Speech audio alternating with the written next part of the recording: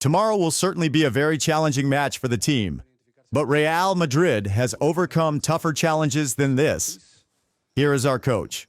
Tomorrow, Real Madrid faces the team it played against in the UEFA Super Cup, a team considered one of the best in Europe today, and they have only conceded one goal so far in this tournament. How challenging do you think tomorrow's match will be? What do you think will be the difference between this match and the one you played against them in Warsaw? Well, yes, this will be a difficult match, very demanding for us. Atalanta is doing things very well. I think they have improved a lot compared to the match we played against them in the Super Cup. They have won many games, have good momentum, and play with great energy. They are a team that will compete very well and will have another opportunity to earn 3 more points. We need to win the remaining 3 matches to qualify. Will Vinicius start tomorrow? Vinicius is doing well right now, but we need to assess him today.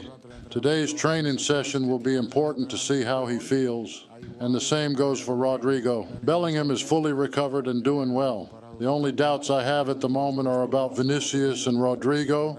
They'll both be in today's training, and after that we'll make a decision. What have you done to help Bellingham improve so much over the past month? Do you think the change in formation, with fewer forwards up front and Vinicius' absence, has benefited him? This situation seems to give Bellingham more space. No, honestly, the situation hasn't changed much. What has changed a bit is the team's dynamics.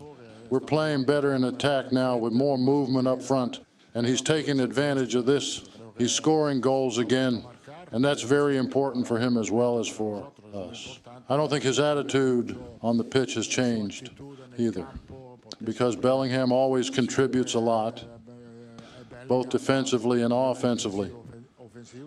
Sometimes he doesn't score, but he's always helping the team. What do you admire about Gasperini as a coach, and what's the difference between the two of you? We have a friendship, and I think we're good friends. When I was at Juventus, he was at the Juventus Academy, and we have a good relationship. I think he's doing fantastic work for his club. His club changes players every year, but he's always able to adapt to the characteristics of the new players. His team plays good football with great intensity. The work he does is fantastic.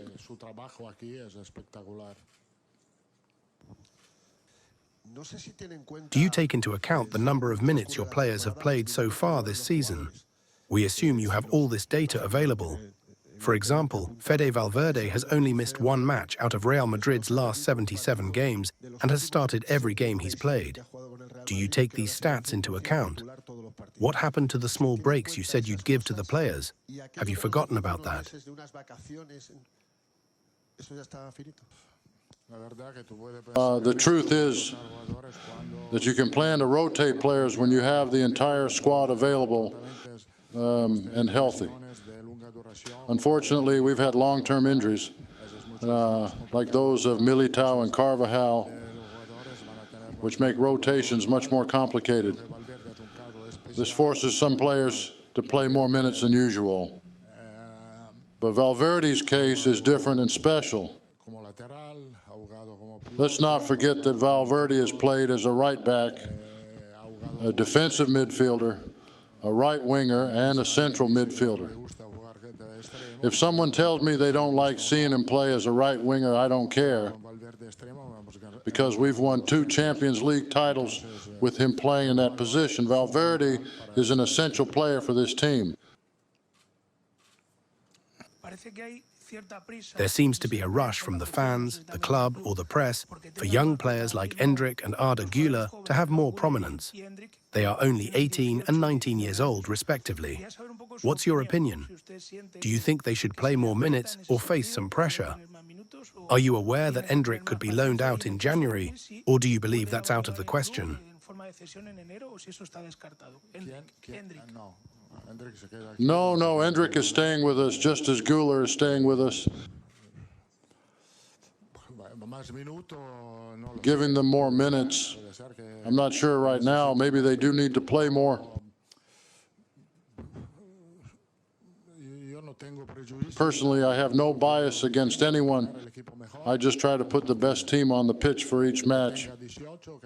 I don't care if a player is 18 or 40 years old. My goal is to field the best team to win the match. Sometimes I might think the team will be better with Endrick, sometimes with Güler, and sometimes not. And we must remember to be patient with young players. Now, I know that being young, they bring energy and enthusiasm, but because they're so young, they still have a lot to learn, things they will only learn with time. I have no bias against young players, none. I've played many 17 and 18-year-olds during my career because I believe they could help us win matches. As an Italian, how do you see Atalanta leading the Italian league? What's your opinion about playing tomorrow in a stadium that will be completely full? Atalanta's stadium is beautiful, really beautiful. They've done a great job with their stadium as well as with their team. They're always competitive in the Italian league and in Europe as well. They are a club and organization that has done a fantastic job and continues to do so. As I said recently, they change players every year, yet the team continues to compete at the highest levels.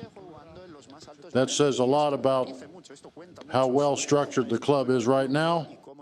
Tomorrow's match will take place just 180 kilometers from your home. Does this fact have any special significance for you? Don't you think that more than just 3 points will be at stake tomorrow? No, nothing more than 3 points. Tomorrow's 3 points will be important for us to help us qualify. As I've said before, we have 3 crucial matches to earn the points we need to advance to the next round. So I repeat, we have 3 matches to secure the necessary points to continue in the tournament. I know it was very difficult to make it into the top 8, so we would have to go through a playoff round. It's complicated, but that's the way it is. Tomorrow's match is about 3 points, nothing more. For me, though, it is special to return to Italy and play here because I feel 100% Italian. These are more than just 3 points.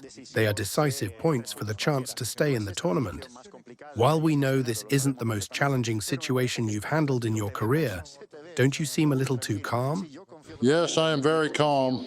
I have full confidence in my players and the entire team. I believe things have gradually improved lately, and will continue to improve even more. Our goal this year is to finish the season in the best way possible. It's been a fantastic year overall. And considering that, tomorrow's match will be the toughest one we've faced so far. On Friday, you said your level of concern was moderate, just before the match against Girona. What is Ancelotti's current level of concern? It's still moderate, and it hasn't gone down, nor has it gone up. That's just where we are. And then I'm concerned because I'm focused on our opponent now. They are a good team, and we need to prepare a solid strategy. We have to give the players very clear plans about what they need to do on the pitch. It's as simple as that. This is the same before every match.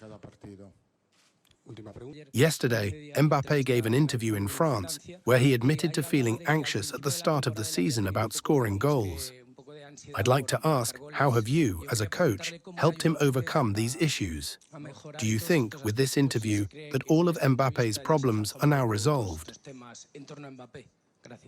Tonight could have been the first press conference without having to talk about Mbappe, but you showed up.